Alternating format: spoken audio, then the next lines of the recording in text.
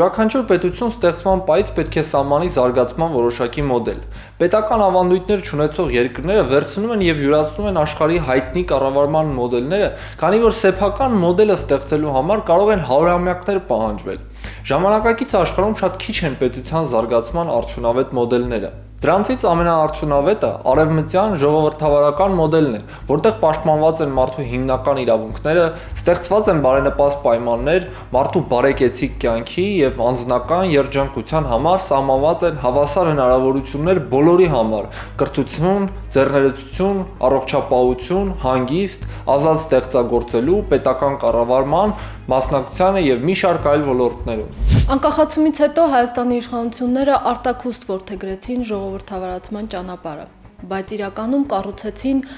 խորհրդային բնույթի կիսաավտորիտար մի պետություն։ Դրա պատճառներից մեկն այն է, որ Հայաստանի քաղաքական վերնախավը խորհրդային մտածողության, դաստիարակության կրողն է։ Հետևաբար այդ արժեհամակարգը կրող մարդիկ չէին կարող կառուցել իրենց մտածողությանը հակադիր պետական կարգ։ Այդ իսկ պատճառով պետության կառուցման եվրոպական մոդելը արժեզրկվեց, որովհետև սխալ մարդիկ ճիշտ չկիրառեցին այն։ Երկար ժամանակ գտնվելով բռնակալական ռեժիմների տիրապետության տակ եւ չունենալով մարդկային իրավունքի տարրական պաշտպանվածություն,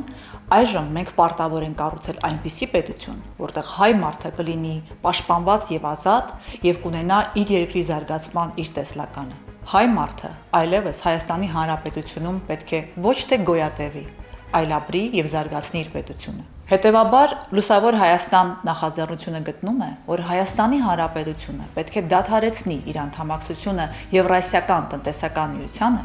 շարունակի իր գործընկերային հարաբերությունը Եվրոմիության հետ, ստորագրի արդեն իսկ համաձայնեցված Եվրոպական միության հետ ասոցացման համաձայնագիրը, ներառյալ խորը եւ համապարփակ առևտրի համաձայնագիրը։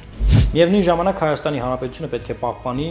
երկկողմ ռազմավարական գործընկերային հարաբերությունները Ռուսաստանի Դաշնության հետ,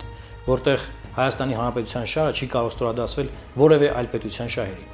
Լուսավոր Հայաստանը գտնում է, որ Հայաստանի Հանրապետությունը պետք է ձգտի Եվրոպական միության լիիրավ անդամակցությանը։ Մենք գիտակցում ենք, որ սա երկարատև գործընթաց է, սակայն առաջին քայլը պետք է արվի այսօր։ Եվ մենք գտնում ենք, որ առաջին քայլը պետք է լինի նախ ասոցացման համաձայնագրի ստորագրումը, այնուհետև ստանալ Եվրոպական միության տեխնացու անդամի կարգավիճակ եւ համակարգային բարեփոխումների միջոցով հասնել Եվրոպական միության լիիրավ անդամակցությանը։